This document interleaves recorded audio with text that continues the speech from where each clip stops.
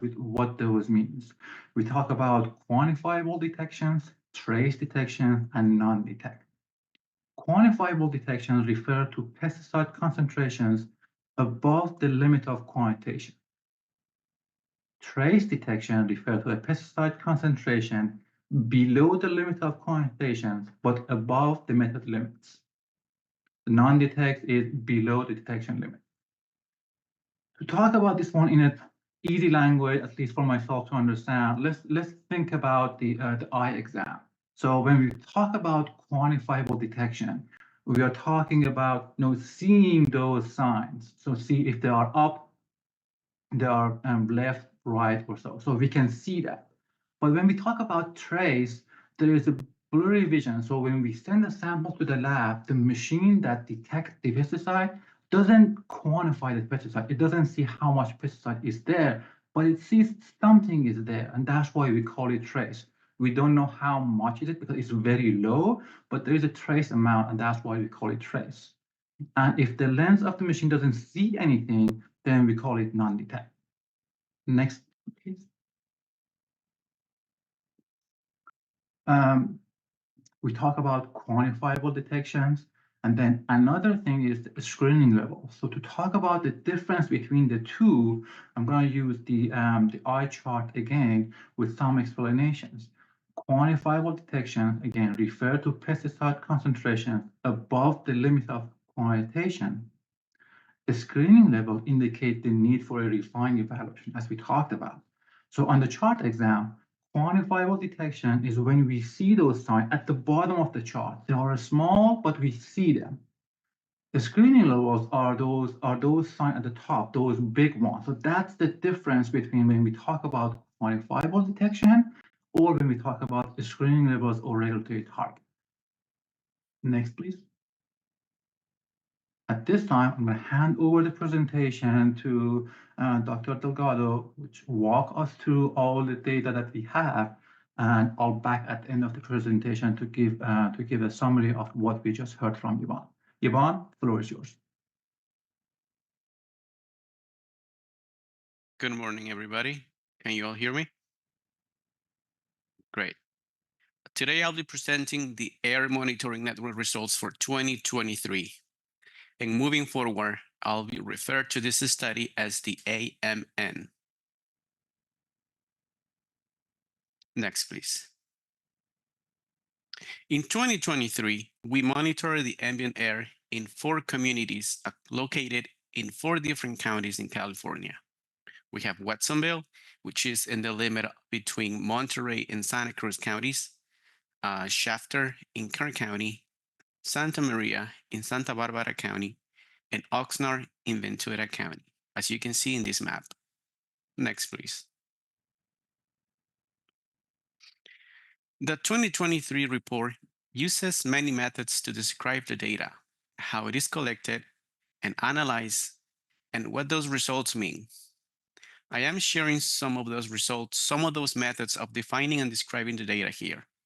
In our press release announcing the results of this AMN report, we cited data from the report to help describe that our monitoring found generally low levels of pesticides in the air that were all below screening levels. We are going to dig further into these results and what we found at each monitoring location and throughout our sample analysis. Here we can see the number of pesticides were 19 detected.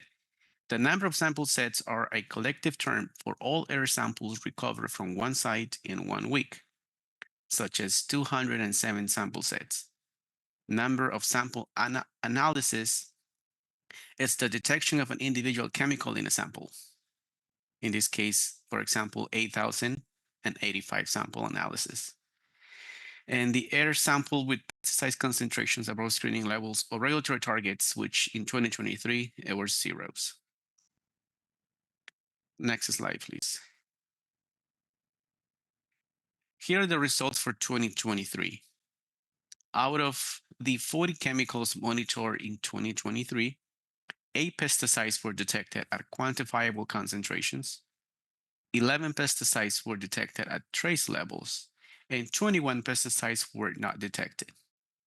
and Master went over what quantifiable trace and not detected means. Next slide, please. This table depicts pesticide detections by location as individual samples. The second column, with the heading Analyze Samples, represents the number of pesticides multiplied by the number of monitoring weeks. For example, Santa Maria.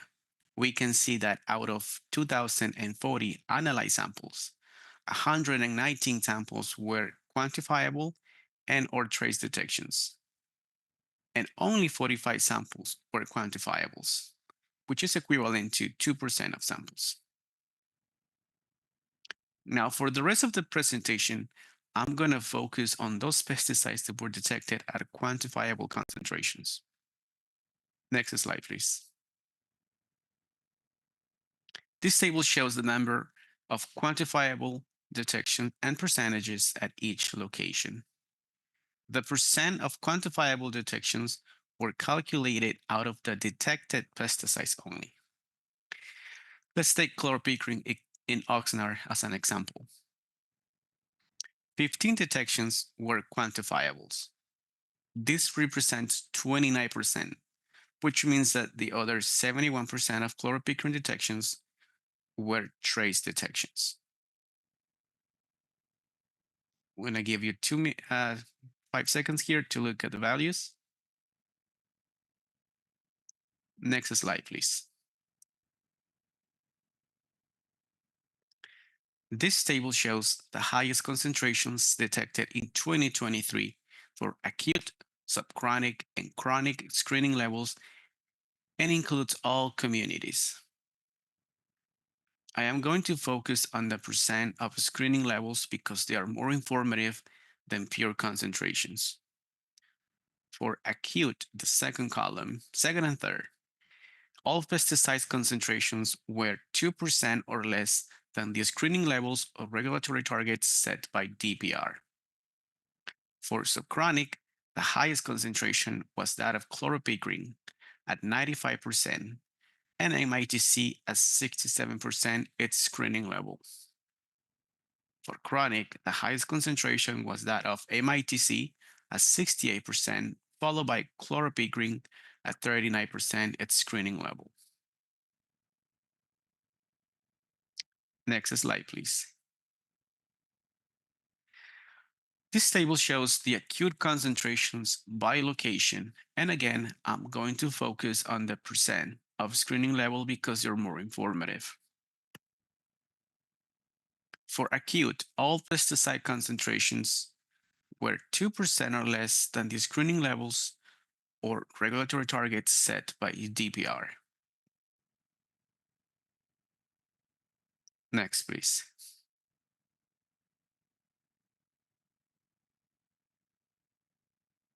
High subchronic concentrations and percentage by location. All these concentrations that I'm showing the tables are in parts per billion, ppb. For chlorpicrin, concentration was 95% its screening level in Oxnard, 59% in Santa Maria, and 65% in Watsonville. For MITC, concentrations was 45% its screening level in Santa Maria and 67% in Shafter. For all other pesticides detected at quantifiable concentrations, the screening levels were 3% or less. Next, please. This table shows the annual chronic concentrations by location. For chlorpicrin, concentration was 39% its screening level in Oxnard, 31% in Santa Maria, and 23% at Watsonville.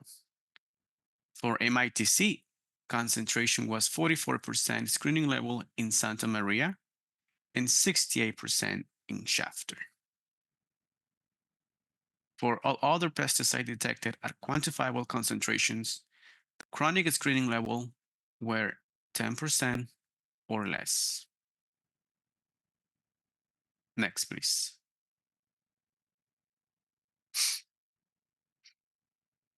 Organophosphate cumulative exposures.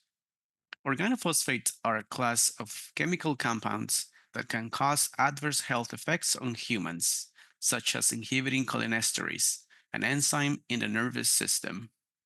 Cumulative exposures are calculated for 15 organophosphate pesticides included in the AMN. Cumulative exposure was estimated using a hazard quotient, HQ, for each pesticide, where the air concentration detected is divided by the screening level. All hazard quotients were added to determine a hazard index at each monitoring site. So here's the formula. We have HQ pesticide 1 plus HQ pesticide 2, so on and so forth. And hazard index, or HI, greater than 1.0 suggests further evaluation. Next, please. Hazard indices for acute, subchronic, and chronic for 2023. We can see that all acute, subchronic, and chronic hazard indices were 0.06 or less in 2023. Next, please. Cancer risk estimates, lifetime exposure. Cancer risk is the probability of an additional case of cancer over a 70-year period. The formula is MBR, the normalized breathing rate, times LAC, the lifetime air concentration, times CPF, the cancer potency factor in humans. The AMN monitors 6 pesticides that are designated as known or probable carcinogens. It's 1,3-D, chlorothalonil, DDVP, Duron, iprodione, and propagide. Only 1,3-D and DDVP were detected at quantifiable concentrations in 2023. Next, please. I'm going to focus on the last 3 bullet points. The previous ones are repetitive from the previous slide. The default breathing rate of the MBR of an adult is determined to be 0.28. In the absence of 70-year monitoring data, the LAC is the pesticide's historic average concentration. And determined by DPR, the CPF, the cancer potency factor in humans, are for 1,3-D 0.014, for DDVP 0.350. Next, please. As mentioned by Massier previously, we're going to leave all the 1,3-D results to the next presentation. Here, cancer risk estimates for DDVP. The last column shows that DDVP cancer risk estimate was less than 5%, the threshold set by DPR across all 4 communities in California. Next, please. And now moving into the next presentation, Study 309, Ambient Air Monitoring, results for 2023. And this is only 1,3-D. Next, please. Before jumping into the presentation, let's revise on 1,3-D mitigation measures. Due to the high detections in polar air in Shafter, in 2018, DPR proposed new non-occupational, residential, bystander regulations to reduce potential exposure to 1,3-D in 2022. The final regulations went into effect in January 2024. Through a separate process, DPR is working with the Office of Environmental Health Hazard Assessment, OEHA, to develop new regulations specifically focused on protecting occupational workers, bystanders working near 1,3-D applications. Future mitigations and regulatory actions to protect human health and the environment will be informed by close review monitoring results, other data, and research. Next, please. And here we have our 1,3D monitoring stations. Monitoring locations were allocated across 2 monitoring studies. I describe on the map presented here. Those studies are the AMN, shown in blue, and the 1,3D only studies, shown in red. Next, please. Here are the satellite images of the monitoring sites and the surrounding areas. On the left, we have Rio Mesa High School in Oxnard. On the right, we have Bonita Elementary School in Santa Maria. Next, please.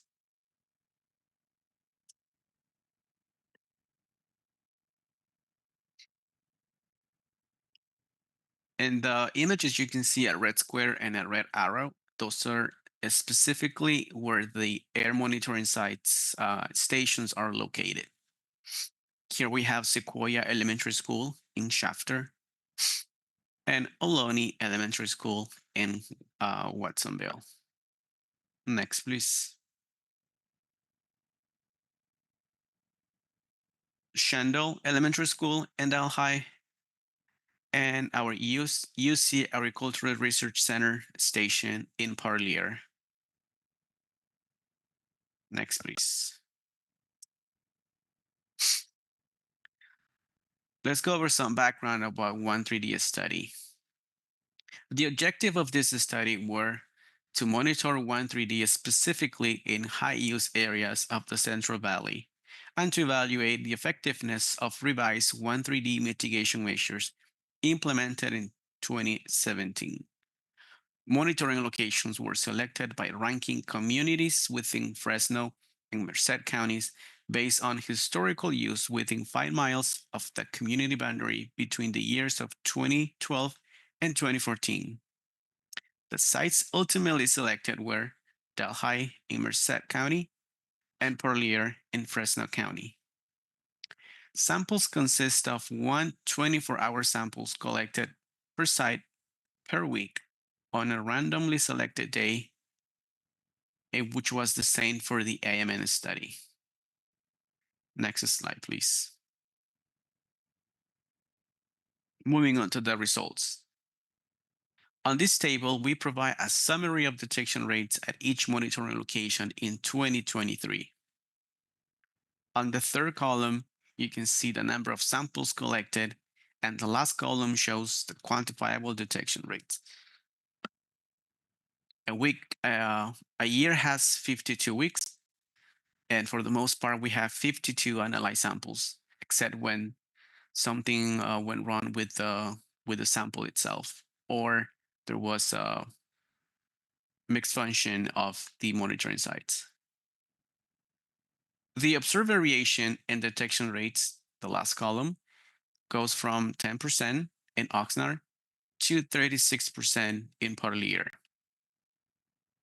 Next, please.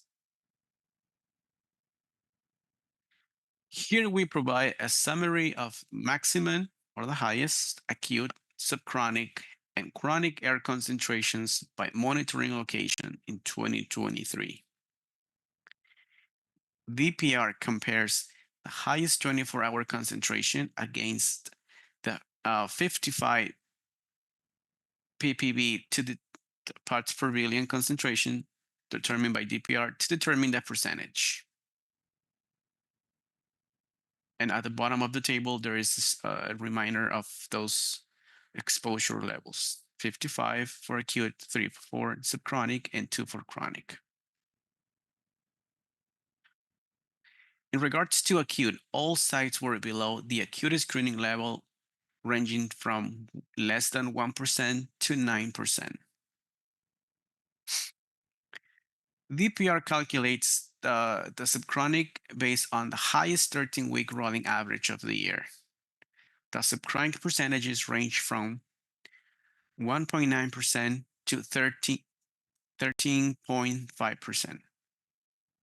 The final screening level is the chronic 1-year averages, which for 2023 and for 1,3D, the percentages range from 1% to 7.7%, and all sites were below the chronic screening levels. Next, please. Cancer risk estimate, lifetime exposure. DPR has established a cancer risk regulatory threshold of 1.10 to the -5 exponent. The cancer risk, as we mentioned for the AMN, is the MBR times the LAC times the CPF.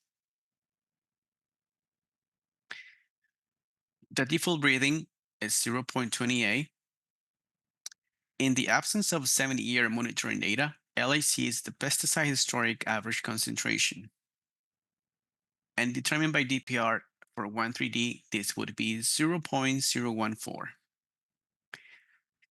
If we solve this for the LAC using the equation above, with unit conversions, results in the LAC cancer risk for 1,3D of 0.56 parts per billion. Next, please. This table shows the average monitor concentrations as of 2023 compared to the lifetime air concentrations regulatory target for cancer risk. The first column are the communities. The second columns are the years of data that DPR has. It goes from 7 years in Delhi and Parlier to 13 years in the other sites. Parlier had the highest monitor average concentration of 0.95. The steps the DPR has taken to address this will be discussed at the end of this presentation. For Parlier, the cancer risk percent of threshold, it's 169%. Next, please. This table shows the 1,3D annual concentrations across all year, across all sites. Out of all the annual averages in this table dating back from 2011, the chronic screening level was exceeded only once in Parlier in 2018. As the statement below the table indicates, the chronic screening levels for 1,3D, it's 2 parts per billion. And you can see that in 2018, that was exceeded in Parlier. Now I am going to give me 1 second. Yes, now I'm going to hand over the slides to Master, who will provide a summary for the presentation. Thank you. Thank you very much, Yvonne, for the presentation. Next, please. As you know, we had 2 sections of the presentation. The first section was about AMN, or study 257, and the last section was about study 309, which was 1,3D specific. So I'll first talk about a summary of AMN and then 1,3D. For the AMN, 8 pesticides were detected at quantifiable levels. 11 were detected at trace levels, and the rest of the 21 pesticides were not detected. We had 1,3D, chlorpecrin, DDVP, malathion, methyl bromide, and MITC that were detected in all 4 AMN stations. Hazard indices, as Yvonne mentioned in his presentation, for organophosphates were 0.06 or less across all sampling locations. So remember that if the value is 1 or above 1, that requires a further evaluation, but we are at 0.06. The cancer risk for DDVP were less than 5% in all sampling locations. Acute, subchronic, and chronic screening levels for regulatory target were not exceeded for any pesticides. Next, please. I want to talk about chlorpicrin here, and in 2021, if you remember, we had an exceedance of 13-week subchronic screening level for chlorpicrin, and after that point, DPR started exploring factors that contributed to that elevated detections. DPR is still conducting more detailed evaluation of pesticide use data, historical weather patterns, computer modeling, which we have done, and more intensive monitoring to better understand potential sources and exposures in the area for that high level, and as we see happens. DPR's reevaluation of chlorpicrin and the CCST's fumigant alternative study will be used to supplement in DPR assessments of this fumigant. Next, please. Now going to 1,3-D, talking about the summary of what Yvonne presented. DPR monitored 1,3-D air concentration in all 6 locations of Delhi, Parlier, Oxnard, Santa Maria, Shafter, and Watsonville. Measured air concentrations in 2023 did not exceed human health screening levels for acute, subchronic, or chronic exposures. Long-term data trends noted for 1,3-D in Parlier and Shafter, which we'll talk about it later. And the Parlier long-term average concentration was above the lifetime. When I talk about long-term for our data, we only have 7 years of data. However, when we talk about lifetime, we're talking about 70-year average concentrations. In lack of having 70 years data, we are using those 7 years to have some understanding of that long-term average concentrations. In the last 3 years, the annual concentrations has decreased from 1.55 part per billion in 2021 to 0.77 in 2022 to 0.07 in 2023. In terms of the long-term trends in 1,3-D, while we acknowledge that the 7 years in Parlier and the 13 years in Shafter has shown elevated level of concentrations, we want to talk about the 1,3-D regulation. So basically, in January of 2024, our regulation, which is for non-occupational bystanders, which is for residential, went into effect. And we basically we are addressing those detections, those elevated detections, and we plan and we will be assessing the effectiveness of this regulation by continuous monitoring of data in all locations, including Parlier and Shafter. Next, please.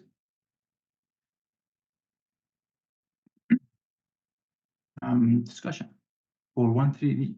The 7-year average concentration of 1,3-D in Parlier of 0.97 part per billion, which Yvonne mentioned, exceed the 7-year average regulatory target of 0.56 part per billion.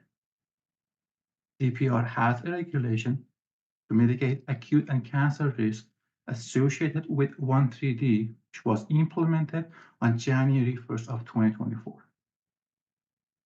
As I mentioned, its effectiveness will be assessed through continued monitoring of air concentrations in all of our monitoring locations. There's also an occupational bystander regulations that are in development jointly and mutually with the Office of Environmental Health Hazard Assessment, OEHA. There's also an independent study in evaluating fumigant use and available alternatives, challenges, and research gaps about the adoption of their adoption in California. Next, please. We talked about those monitoring, but I also want to talk about sustainable pest management as well. So we have a sustainable pest management roadmap that emphasizes the need for safer, sustainable alternative pest management tools and practices. The SPM roadmap calls for enhanced monitoring and data collection. So basically, this is also asking us to do those enhanced monitoring. In addition, DPR, as I just mentioned, has committed a fumigant alternative study to help inform and accelerate sustainable pest management in California. Next, please. Talking about that fumigant alternative study, it was a $525,000 contract with the California Council on Science and Technology.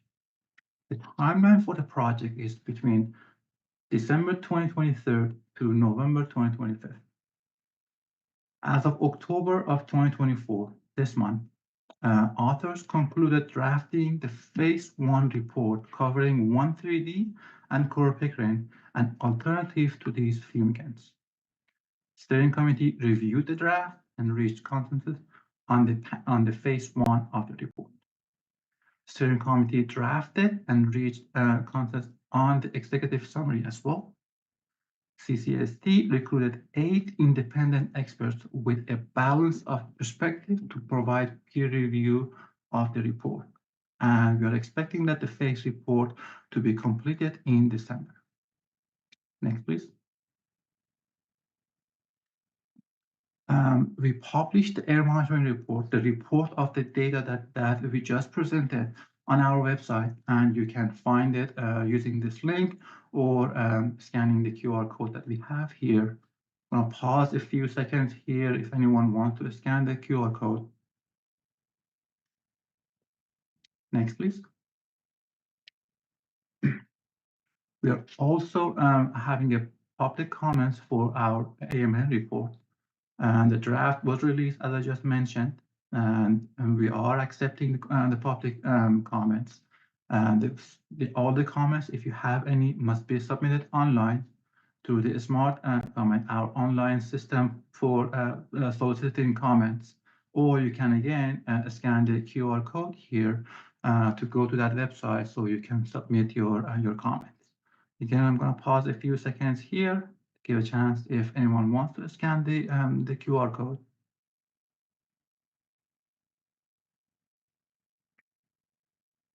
Next, please. Yvonne provided a summary, but we could not do this work for this year without the awesome team of the AIR program.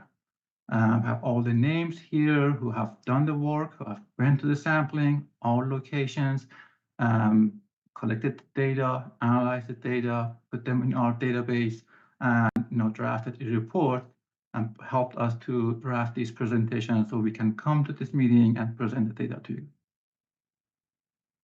Thank you for the team. Next, please. And this is the last slide.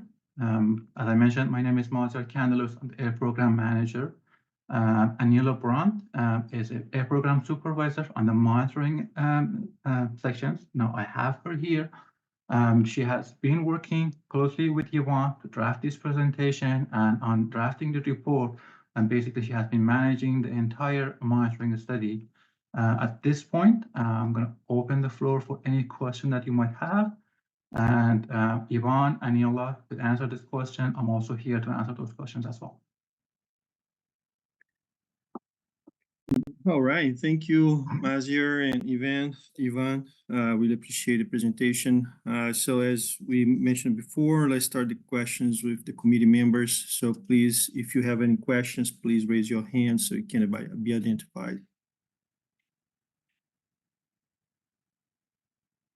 I see Garrett. Garrett, go ahead, please unmute your microphone and state your question. Sure. Yeah, it was a very thorough presentation.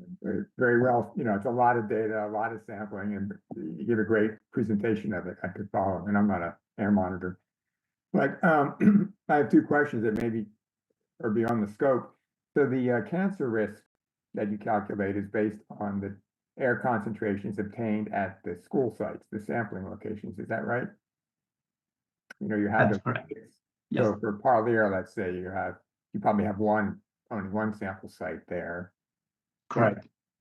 I'm wondering if you do any modeling with this data.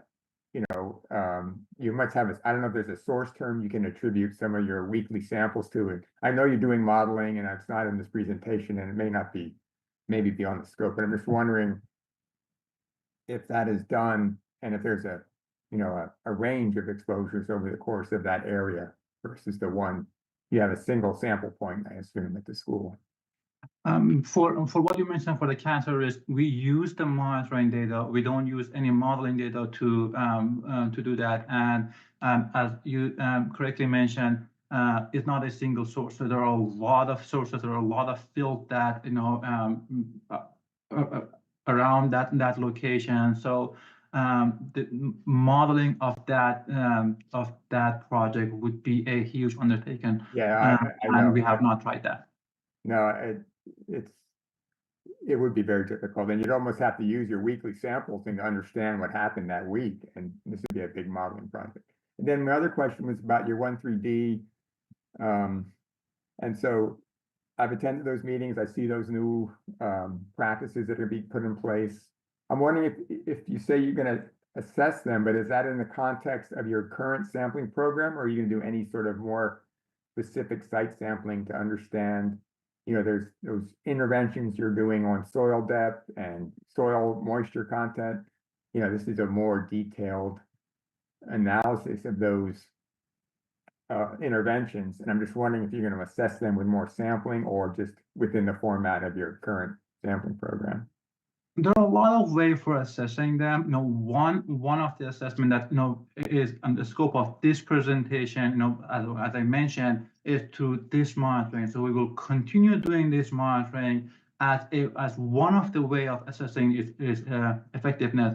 But we have other factors. We will do all the use analysis. We will do extensive modeling to assess the effectiveness, in addition to continuing this monitoring as well. And if needed, there will be other factors that, when time comes, we will decide how to do more and do a in-depth assessment of what we see in future. All right, thank you. Thank you. All right, I see Stephen hands up as well. Stephen, go ahead. Yeah, so it was a little bit early in the presentation, but you talk about they develop a safety factor, a screening level, right? And then there's an additional safety factor that's added to that. I wondered if you could to speak to that a little bit. Well, how do you get the initial screening level? What is that level at? And then what is the safety factor? Is it 5 times lower? Is it 10 times lower? Just to give us some perspective. I'll explain a little bit about in my knowledge, and then if that doesn't satisfy your question, there would be further or more in-depth explanation that could be done by our sister branch, the human health assessments. However, one thing I want to talk about the safety factor is when there is a study, the study is done on animals, so there is a factor of that conversion from animal to human, and then there's also the variation between humans. And based on my limited knowledge, those factors are about 10. So 10 times 10 is about 100. That's the factor that we are talking about. But I know that Aniela had conversations with our HHA branch. If that was not a correct answer, Aniela, I'll open the floor for you to correct me here. I am not a toxicologist, so if required, like Mazir said, we can reach out to the scientists in our human health assessment branch. But my understanding of this is that this might vary from pesticide to pesticide.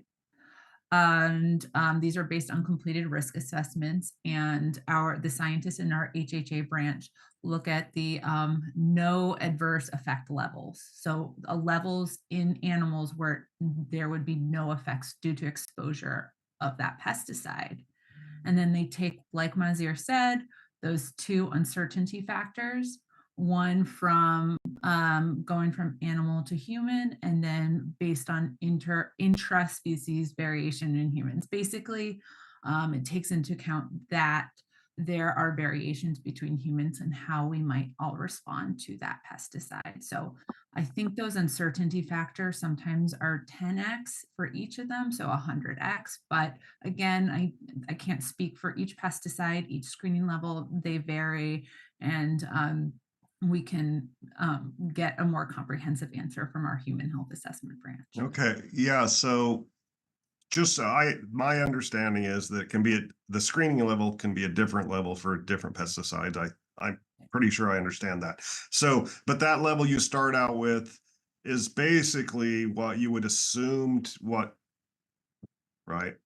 What you would assume, what you're assuming would be no effect, right? The level where you could be exposed with no effect. And then you actually add another 10 to 100 times safety factor on that. And that's how you get the actual level you're screening for. Yes. Okay, And I 'cause- also want to say it's much more complicated than that, but that's I definitely understand that. I'm chemistry minor, so I kind of get that a little bit. But I just think from the general public's perspective, when they see that number you have up there, they automatically think if it reaches that number that they're in a great risk of getting cancer, right, from that, because it exceeded your number. But they don't really understand the science behind how that number was derived, and that even if you reach that number, it's 150 to 100 times lower than would reasonably be expected to cause cancer. So yeah, and this is something that we always strive to improve our community engagement to make sure that the community understands. okay, I really appreciate that. And if you could have your scientists maybe send the panelists or a little bit more in depth on that. I know some people won't want to read it because it's complicated, but I wouldn't mind seeing something. I don't need, the whole thing, but something a little more layman's terms that kind of explains it would be helpful. Yes. Thank you. All right, Stephen. Thank you, Thank you, Daniel. environmental staff for answering those questions. Edgar, I see your hand. Please unmute yourself and state your question. Yeah, thank you for the presentation, Mazir. Quick question. It's towards the end of the presentation. You mentioned this fumigant alternative study. I believe it's slide 41. Can you provide a little bit more background on it? Why the California Council of Science and Technology for the work? You mentioned the steering committee. And then you mentioned 8 independent experts. I'm a little confused. Are they the steering committee that you're referring to, or that's just something separate? Who is in the steering committee that reviewed or is part of that work? But yeah, any background? I hadn't seen this study before. So yeah, anything you can provide on that will be great. Thank you. Of course, good seeing you. Yes, so I'll say something, but open the floor for Ivan, who is also a contract manager for this study, so he might be able to share more information about this study. So it is an independent study, and that's why the California Council on Science and Technology are doing it instead of DPR doing it itself. In terms of the steering committee, as far as I understand, they reached out to experts in California and outside California, and that's where they have those committees to sort of review their process and work on those data. So it's not the staff in the council itself. No, they reached out to experts, and when it comes to the reviewer, those are again different than those steering committee. They are expert on this pesticide topic that will review the report that was drafted by the steering committee. But again, at this point, I'm going to open the floor to Yvonne to see if he wants to add anything else, as he has been communicating with this team. Yvonne? Yes, what Mazir said it's accurate. CCST, they are managing the project, but they are not the ones doing the research.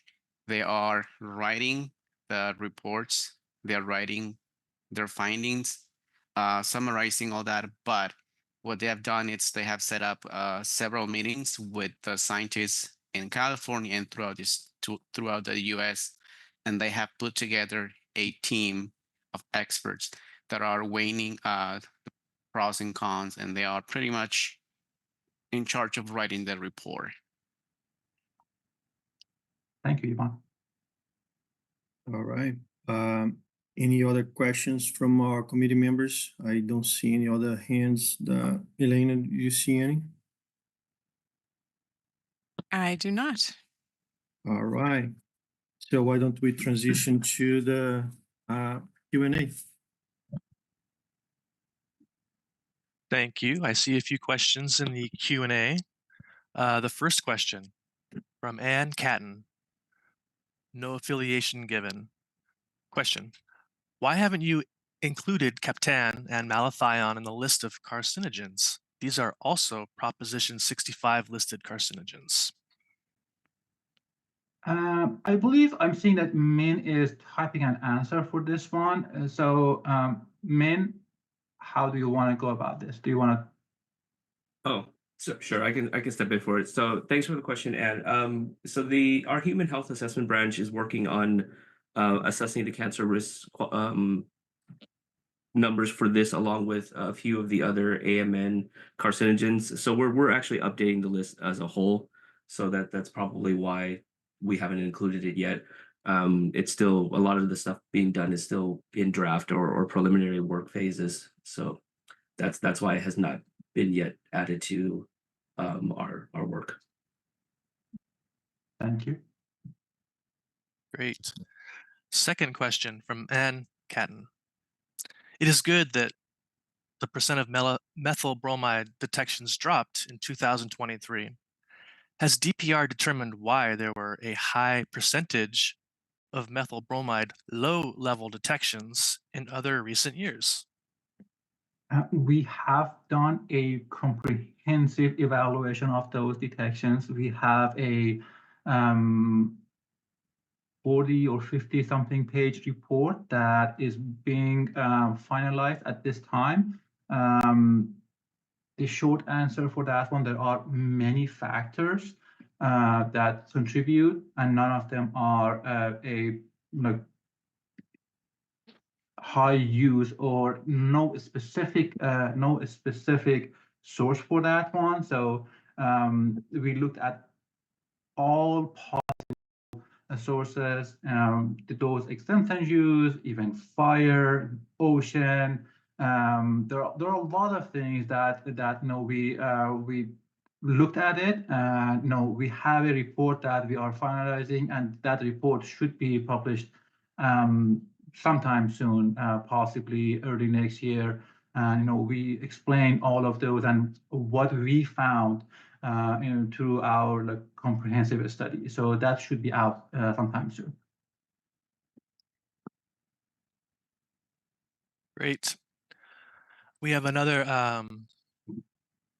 question in the Q&A from Ann Caton. We appreciate that you are doing a more detailed evaluation of chloropicrin use, weather patterns, and computer modeling. We would recommend this also for MITC, especially in Kern County, where levels of concern have also been measured in the Arvin area. Ann, thank you for your comment. Thank you. Moving on to another Q&A from Ann Caton again. We are very concerned that the overall average 1,3-D level at every site was well above the OEHA cancer number significant risk level of 0.04 parts per billion. This should be disclosed in presentations and reports. Anne, thank you for your comment. We have a question from James Nakashima. No affiliation given. Are the ongoing methyl bromide detects due to commodity fumigations? James is one of our colleagues in OEHA. James, thank you for your questions. As I mentioned to Anne's comment, There is no single source for that one. So, we looked at any possible sources, and we have a comprehensive report that we are finalizing it, and we should be able to publish those reports sometime soon. Great. There are no more questions in the Q&A box. Andrew? All right, so Andrew, do we have any on the raised hands for attendees?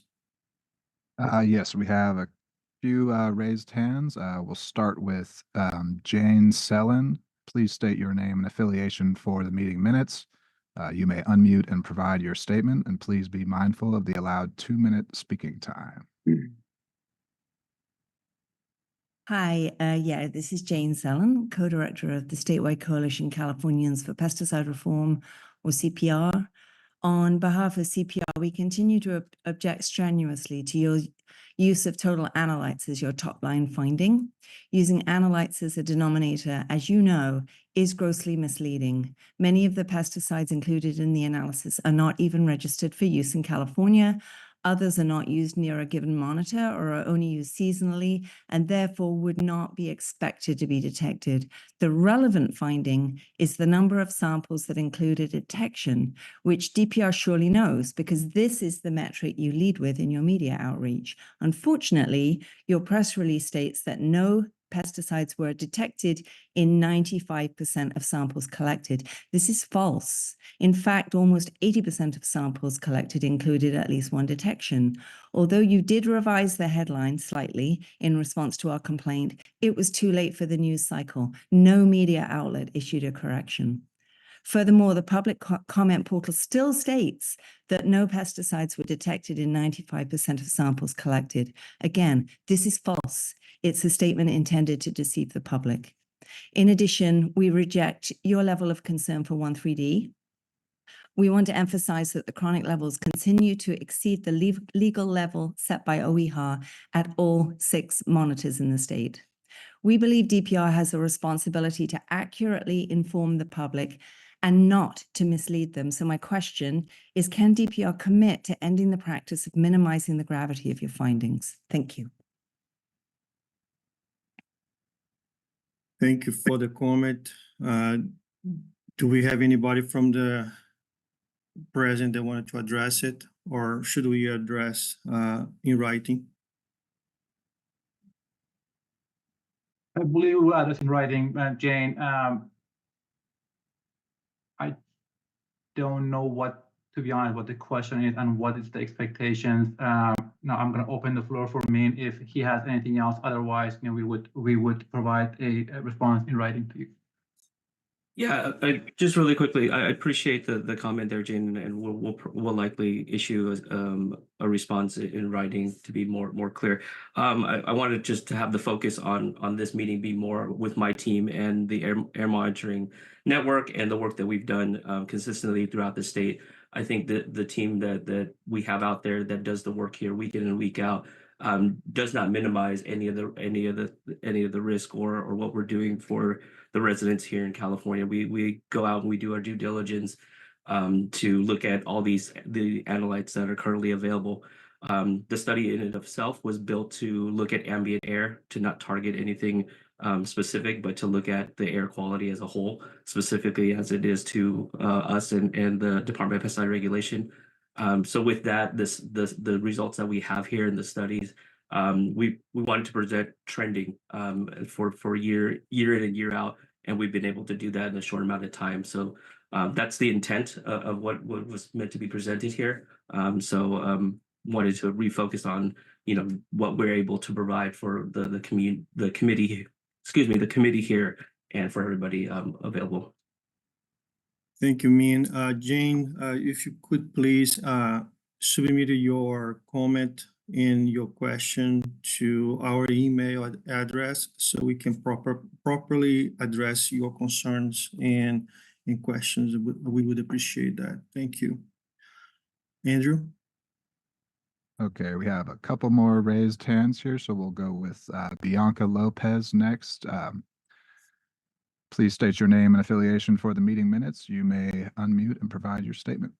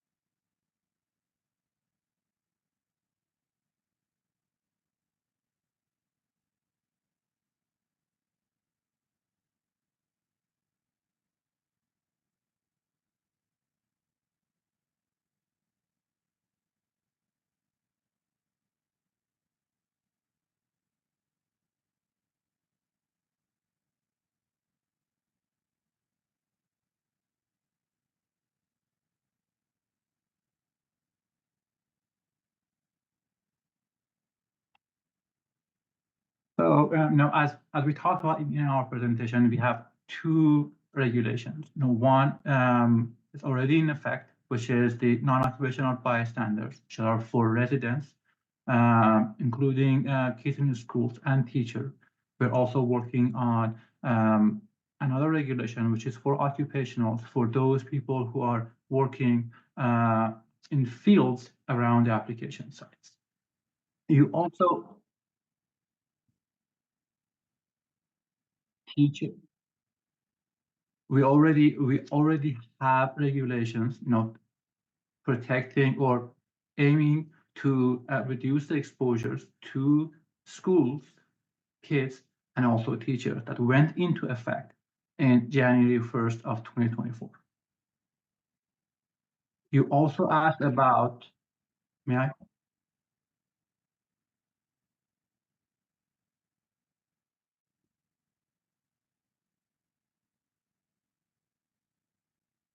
Can you repeat your question, please?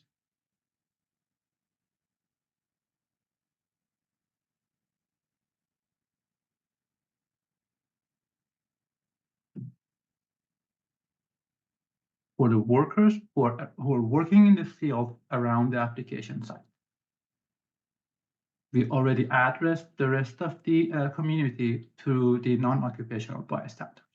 You also mentioned about outreach and reaching out to the schools. We send our reports, our findings to the schools. We have fact sheets that we share with the schools as well. We reach out to the school to see, go over the data with the schools. We also, there was a announcement for this presentation and also for our report that we're also reaching into the communities around our monitoring site to talk about these reports and these findings as well. You talk.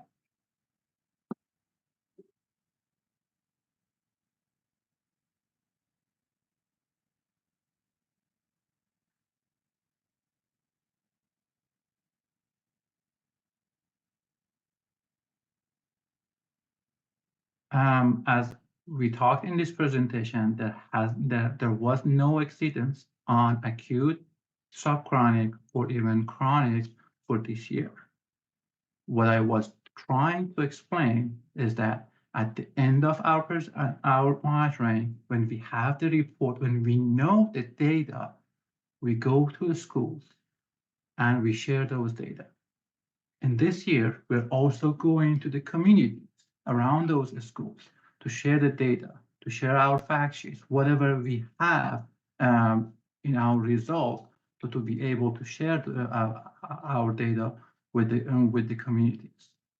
Can you remind me your last question? But there were a few questions. So Mazier, let me put a stop here because we are having a back and forth. And Bianca, I appreciate your questions, but it's taking some. If we have time at the end, we can circle back and have that discussion because we have other people that also wanted to ask questions. So why don't we move forward with if we have any other questions, please. Okay, yes, we have one more raised hand question from Ann Catton. Please state your name and affiliation for the meeting minutes. You may unmute and provide your statement, and please be mindful of the allowed 2-minute speaking time. Hi, can you hear? Hi, this is Ann Catton from California Rural Legal Assistance Foundation.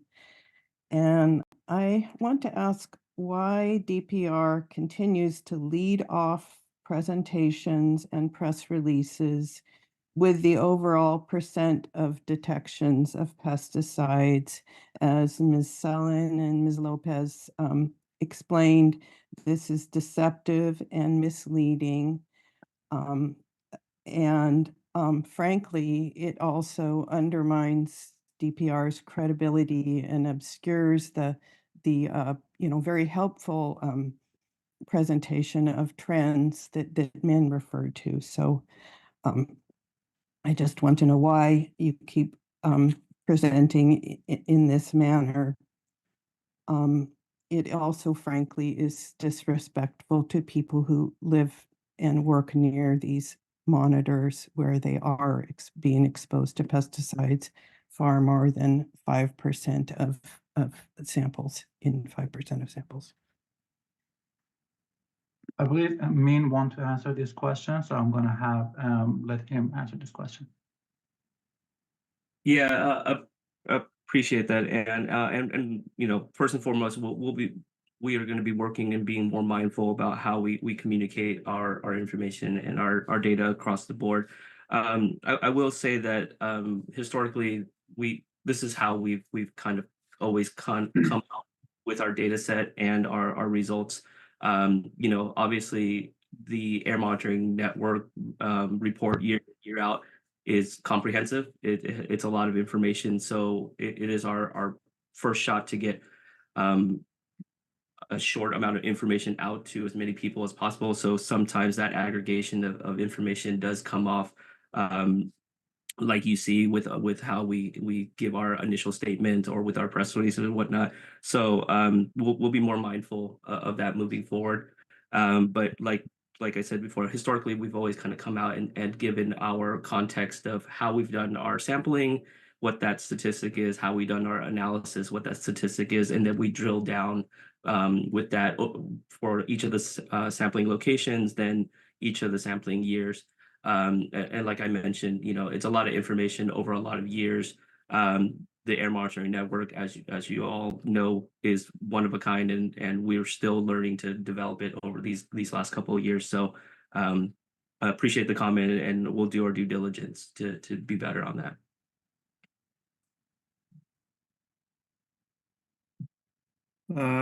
So are any other questions from your end, Andrew?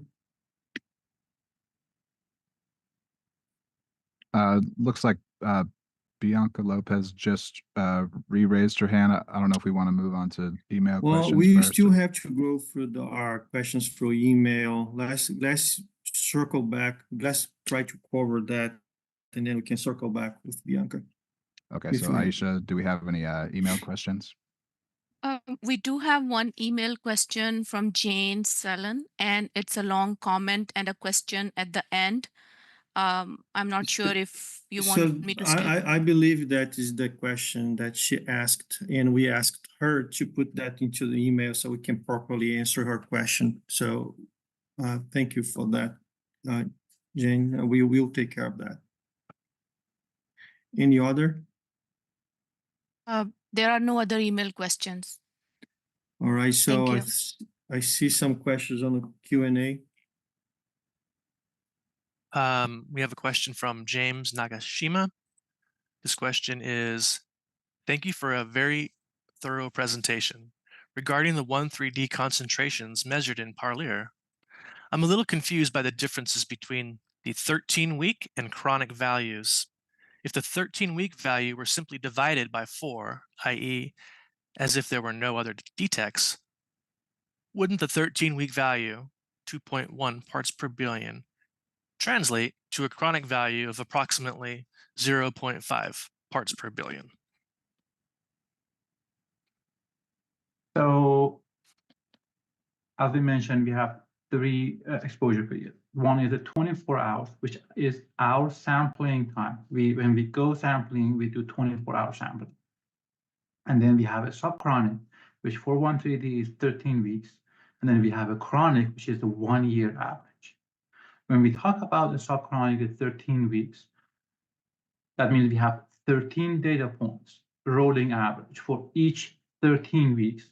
Week 1 through 13, week 2 through 14, 214, we do the average of those weekly, of those 13 weeks, and that would be the 13-week concentrations. Which means, you know, to add a conservative level to that one, which means that we assume that detection is for the entire year. As in your value, if we have a detection of 2.1, we assume that that value is for every single year for that week. When we talk about the chronic, is for the entire year. So we average the 72 week of data, and that would be our chronic values. chronic values correct. Thank you. I don't see any additional questions in the Q&A box. Andrew? Okay, so if we'd like to move to Bianca Lopez's raised hand again, I will unmute you and please provide Yes, your. we still have time, so let's go for Bianca. Clarification question, and then we can call the meeting.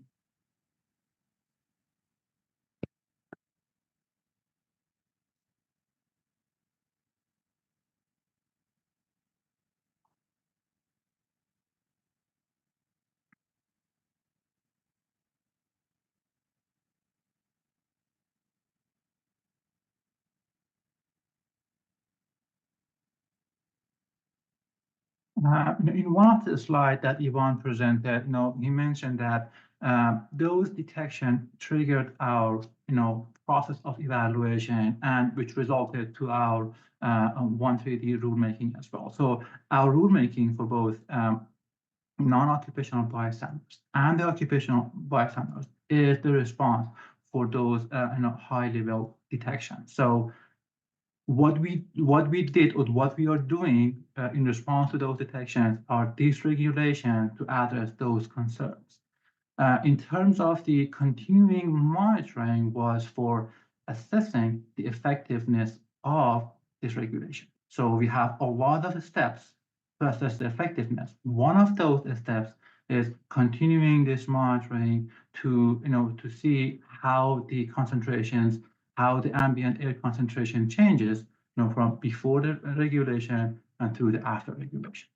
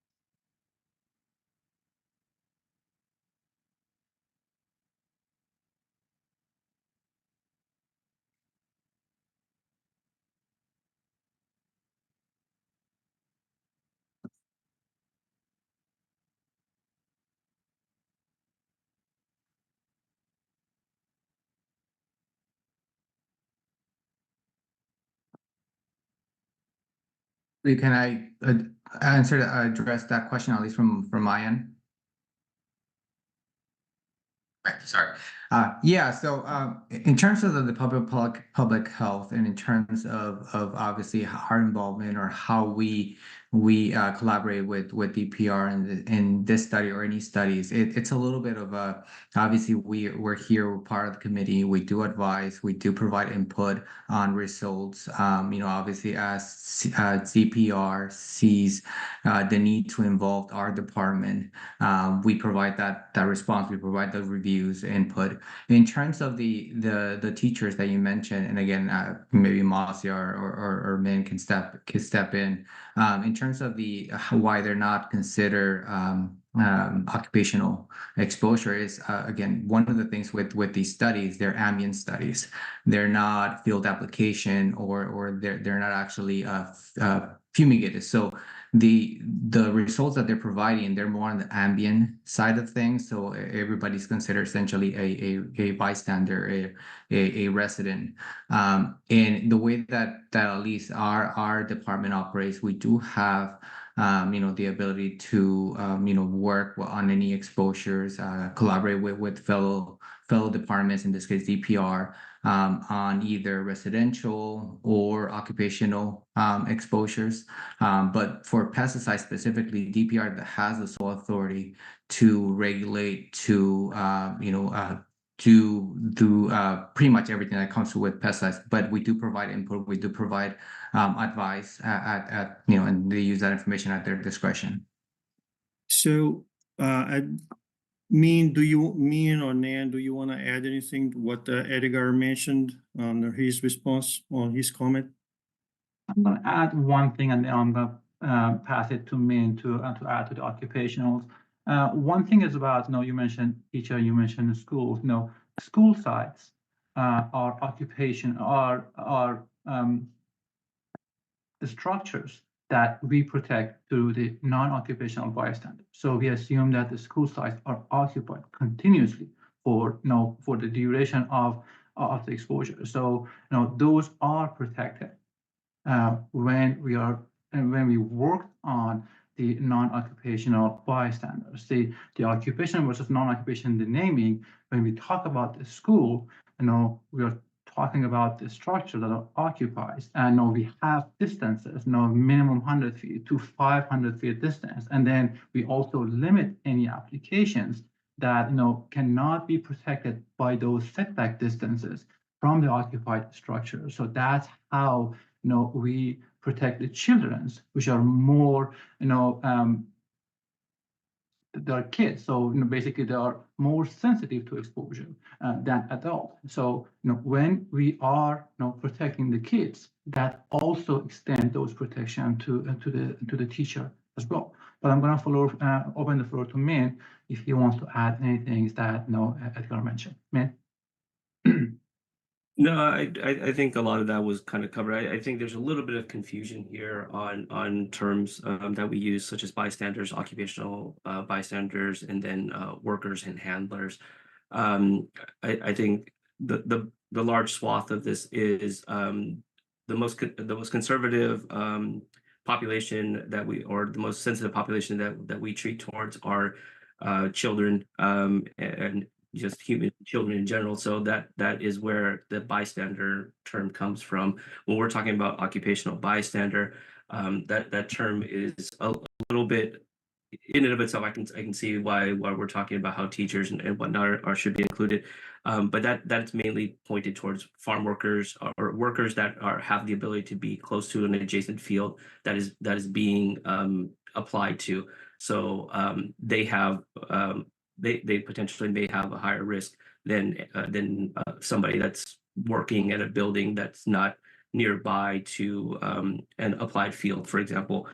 And I think that's something that maybe we'll get some language together to excuse me, to clarify that, which I think we have in our reg text and whatnot. So we'll see if we can get that out, because I think as we're all kind of describing it here, it's just becoming a little bit more confusing to folks. So maybe we'll just get it into some text. Yeah, that would be appreciated. So I see there are some questions on the Q&A. There are a few more questions in the Q&A. Jane Sellen asks, can you cite the statute or regulation that says teachers are not occupational bystanders? I think me addressed that, and he'll provide proper language associated with that. So next. Ann Catton. What 1,3-D levels in individual AMN samples for 2023 are you considering to trigger concern that the new regulation is not adequately controlling 1,3-D emissions?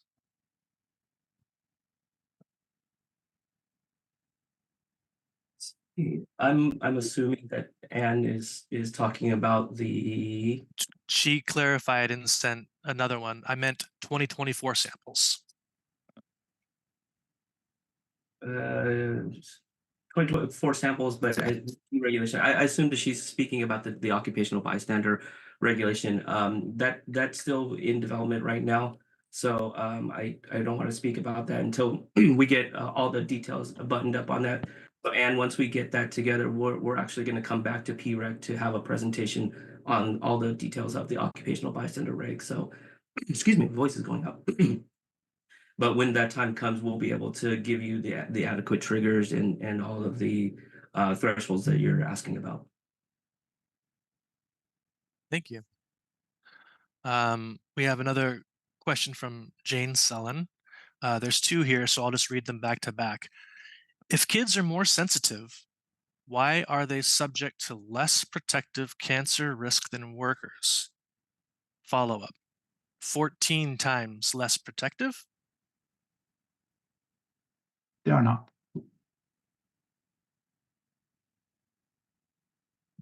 Thank you for the answer. We have another question in the Q&A from Bianca Lopez. Why does DPR have two sets of regulations? Shouldn't we follow OEHA's standards for all? DPR follows its value when DPR regulation. So we have an entire branch that provides us those screening and regulatory targets that we base on when we work on the regulation. All right, so I think we had time. There's just one other question pop up. Yes, this is another clarifying question from Jane Sellen. To clarify, why are kids subject to 0.56 parts per billion and workers to 0.04 parts per billion, which is 14 times less? As I just unmuted himself, so I'm going to let him answer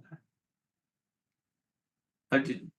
I was going to ask the clarification on the 0.4 parts per billion. Because so where we're coming from, Jane, as mentioned, we're not toxicologists. My team does the air monitoring network and the field support for all this. And then when we do the regulations, that's all the components that go towards the regulation building. The department in and of itself produces risk characteristic documents and toxicology backgrounds. In this current regulation we're working jointly and mutually with our OEHA counterparts or partners to assess all the appropriate thresholds and using all the available research and data that we have to address all the appropriate endpoints for our target people that we're protecting. So you know, at the end of the day, we're using our air monitoring network to protect against those things, to protect it with those thresholds in mind, with the help of all the toxicologists that have been able to produce it. All right, I think we have covered all the questions. I know that there are some other questions popping up on the Q&A, but they are pretty partially already responded, and they will be some of, as we said, we're going to have a presentation, coming presentation on this committee for 13D's regulations. So if you guys can hold your questions associated with that regulation to that presentation, so we can answer those questions at that time. With that, I wanted to thank all the presenters for today's presentation, and also your questions, comments, and because that got some food for thought how to address and some constructive suggestions on how we release some of this information. So I really appreciate that. I just wanted to also announce that our next meeting will be on the third Friday in November, which is November 15th. The next meeting will be virtual unless otherwise noted. I would like to ask our committee members of any agenda item ideas for the next meeting. So at this point, I would like to open the floor for the committee members to propose if they have any suggestions for agenda items.